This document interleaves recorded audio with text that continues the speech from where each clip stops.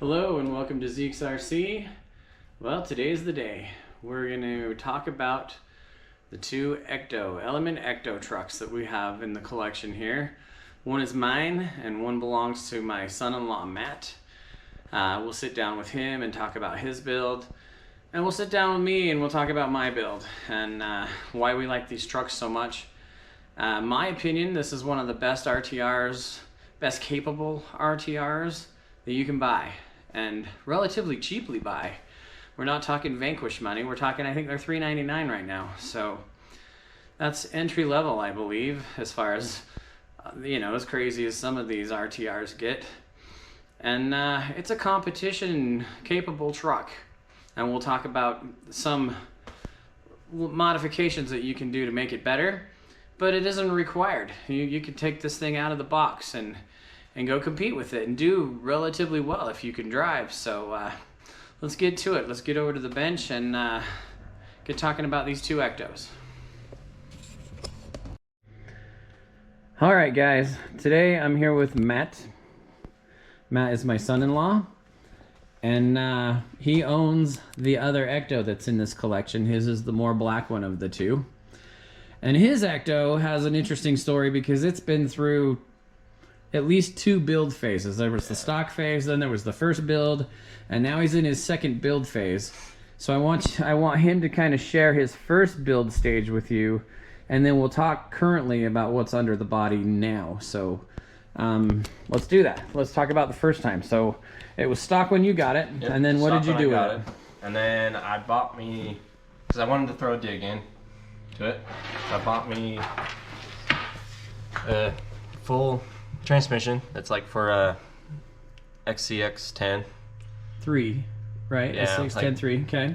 And then like it was still able to fit, like it would work for this.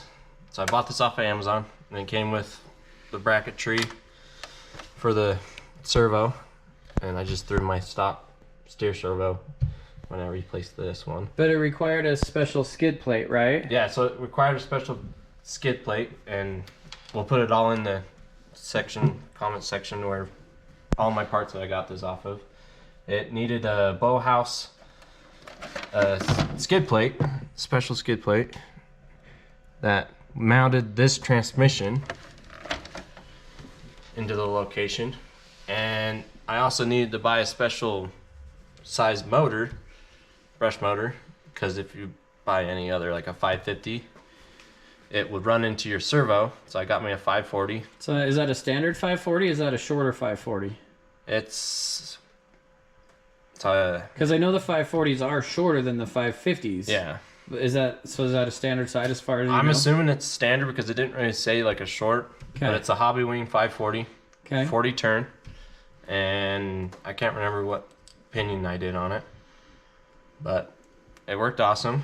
And then I had to run a brush ESC, so I ran my HOBBYWING 1080. You'll go to, yeah. Which is awesome. Mm-hmm. If you're running a brush motor, it's awesome. And then I upgraded the servo to the 45 kg. You guys have seen that on my channel. It's an awesome servo. He talks about it a lot, and it's awesome. I recommend this. And so I ran that for a while. It was awesome, but I wanted to run brushless. So in this, I switched it over to brushless, and we'll show you guys in a minute. But I'm running the same tires as what the other Ecto's running. What are those? Talk about those. These are the BFG Goodrich Crawler KM3s. Yeah. In the red compound, is that what yours are? I think so. Mine are the red compound, so I'm sure. So the same thing, and I put the foam, dual stage foams in it. Proline, right? Yeah, Proline. Okay, mine has Proline too. It's one of my rare trucks that I spent the money on the Proline. Yeah, I spent the money for the Prolines, and then I put weights in the front, and then I just bought these B-Locks wheels off of Amazon. Yep, nothing wrong with the Amazon B-Locks. People don't spend the big money on the. I'm not a believer in the big money for the wheels, guys. Never will be. So then I did that, and they work awesome. And so under this body. So this is his current brushless system. Yeah, this which is the current that I'm running right now. Which required quite a few changes to this. I mean, from his whole dig transmission, it had to come out. And why did it have to come out? Yeah, so that dig transmission had to come out because this motor is like a little bit longer. So it's a 550 size, right? Yeah, it's a 550 size, so I wasn't able to fit into this transmission, so I had to throw the stock transmission back into it. Okay, and what motor is that? And this is a axe motor. So it's a HOBBYWING Brushless. axe Yeah. brushless system, okay. And so, which runs awesome. So it has the HOBBYWING axe brushless in there, and like you can see, it's longer in length than the shorter one that run into the dig servo there, and that guy. And then the brushless ESC with its fan is sitting up here by his steer servo. Yeah. Okay. A little tight, but made it work. But it fits, and fits well. But that skid plate, that special skid plate that I bought, it was still able to mount your stock transmission. So if you wanted to kind of just swap back and forth, you can do that. Or if you want to upgrade your skid plate, there's that too. And then I threw a Fly Sky receiver and controller. So he's running a Fly Sky GT5. You see it GT5. there? There you go. Right here. And this is awesome. I would recommend, if you're gonna want to do like a 4-wheel steer or run dig with a 4-wheel steer or whatever, this is a very good quality controller. Yeah, if you need any more channels than two, your basic steering and throttle, that is a great option because, tell them the other bonus about that one. Oh, you can also run this controller all for your vehicles. Like you can set it up, say, okay, I want this one to run this one, and then you can have another one. You can run that one, but you're gonna have to buy a receiver. That's for all your vehicles. It's got to run that different receiver, but you can set it up all into this one controller. It does talk to 15 different receivers. As far as what the manual says, it'll talk to 15 different receivers. I honestly haven't tried to pair it to my Red Cat or my Traxxas receivers at all because I just like the Fly Sky product. And you can buy 2 of them on Amazon for like 20 bucks. So yeah, it's a no-brainer to just buy the receiver and then you're good to go. Instead of trying to like think, oh, I think this will hook up to it. But you can try. It's worth a shot. Yeah, try to pair it to your stock receiver. The cool thing is you turn that on and the first thing it asks you is, okay, what model of truck are you wanting to drive today? And it has 20. I think it'll run 20 different models. I think 20. So it'll do 20 different trucks. I have 5 of mine on it right now, and I have yet to do my TRX4 because of the lockers and everything else. It's more than just a switch, a quick switch over with 2 channels. It's 4 or 5 with the overdrive and all of that involved. So I just haven't spent the time yet. I'm going to do it though. My Blazer will be on a Fly Sky here soon, and I'll do a video on that because it's going to be involved, and I'm sure that's something that other people are interested in. So, oh yeah. Are you happy with it in its current form? Yeah, I'm happy with it. It impresses me every time I take it out. So, I recommend an Ecto if you really want one. So there's a lot of people that in the comments on the channel here that didn't really know about the Ecto and saw it first on my channel. Ricky13 in particular told me that he didn't know about the Ecto, and he's very impressed with the video that he's seen of these 2 Ectos on my channel and what they'll do. And it's my opinion, take it for what it's worth, that what makes this Ecto work so well is this Gatekeeper rear suspension. It's completely different than, flip it over all the way.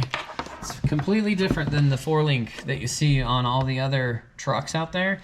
It's got this big sway bar or link or whatever you want to call that there, and you can tell we use them rather hard. They're pretty abused. But this truck just flat works. It climbs. It doesn't get off camber and tip over really easy. And like I said, I've got a lot of other trucks and a lot of quality trucks that include a Vanquish. And this truck will outperform them. And This has got to be why, because this is the only difference between the, between the two different trucks. So let's talk about the breakage issue that you've seen since going brushless. Yeah, the only thing that I'm having an issue is that I'm thinking in my theory is that this brushless is too much power for this, and I'm breaking my rear links, well, ends. They're right here. The top of the rear link ends at the frame. Once I get it into a bind real quick, it doesn't take much and it just breaks it. So that's kind of a downfall I've seen so far.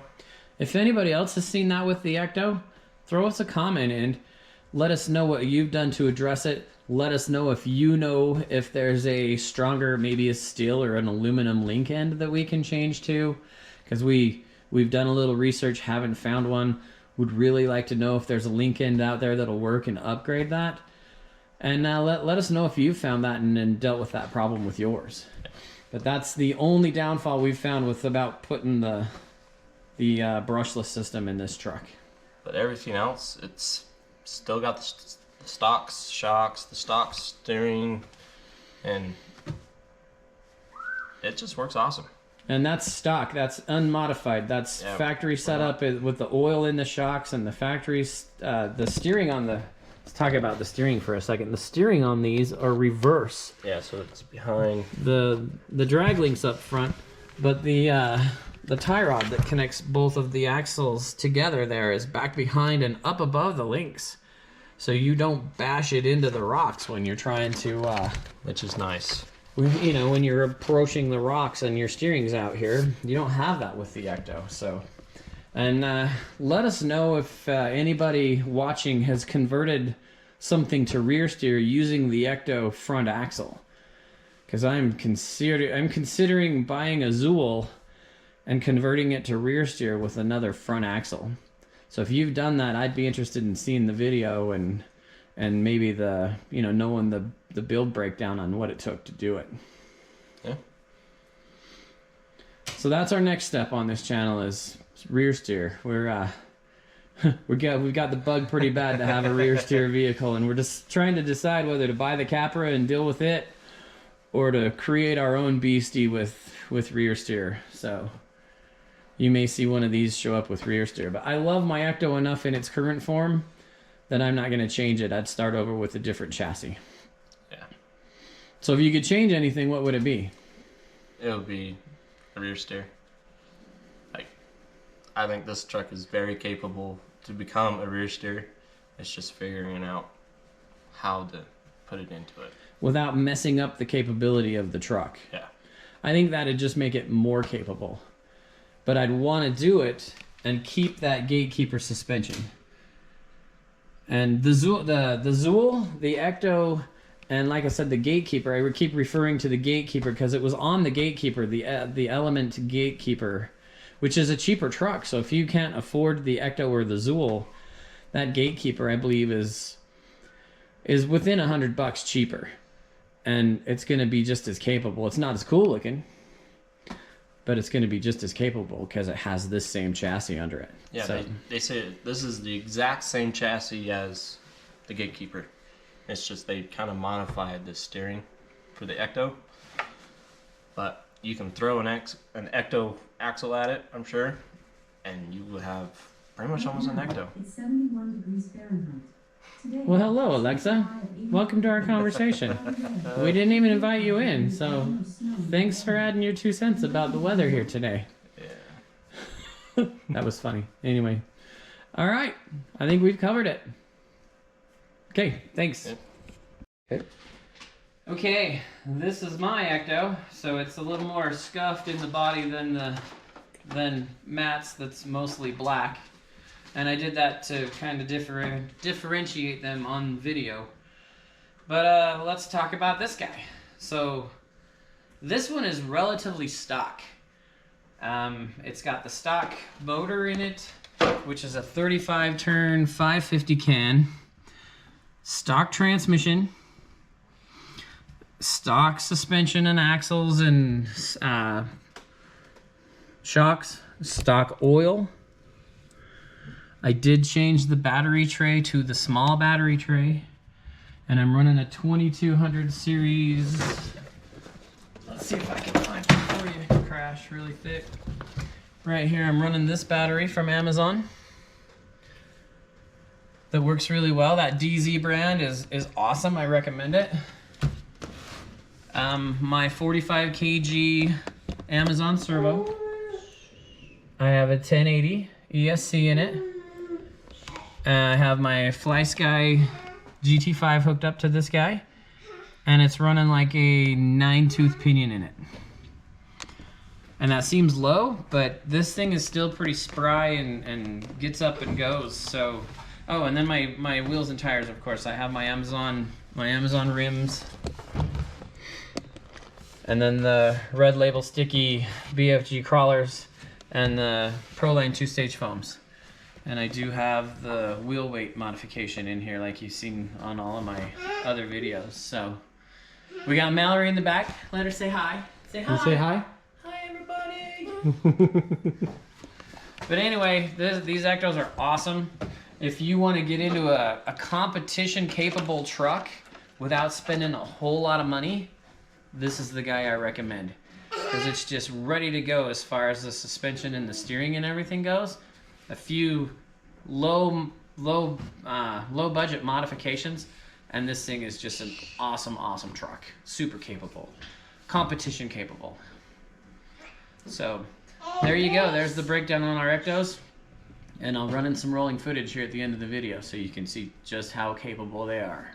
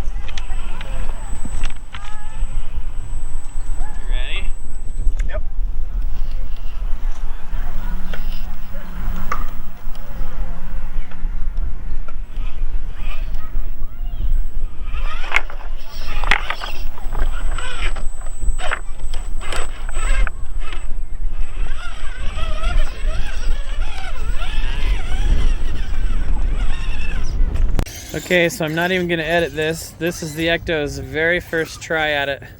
I'll show you just how capable this truck is.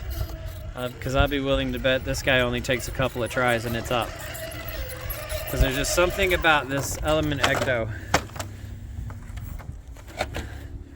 Maybe it's that rear suspension design. Don't quite know, but this truck is impressive. See, there it is. It's got it. That's try number 2, unedited.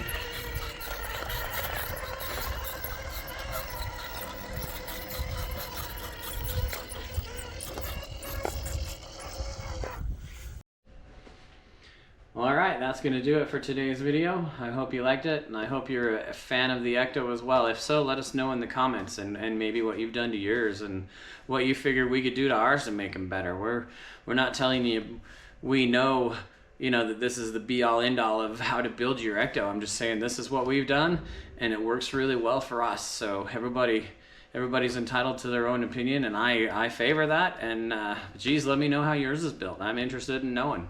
Put a link to your video. So I appreciate everybody that's subscribed to this channel, especially the new ones lately. It's blown up from 250 to almost 300 within 3 days here, which blows my mind. I know the giveaway truck entices that a little bit, but I hope you're here for the content as well, and that you're getting something out of you know, me and the content that you're seeing here that you can do with your RCs at home. So I thank you from the bottom of my heart. I thank you, and good luck with that giveaway truck. I hope you win it. And until next time, thanks for watching.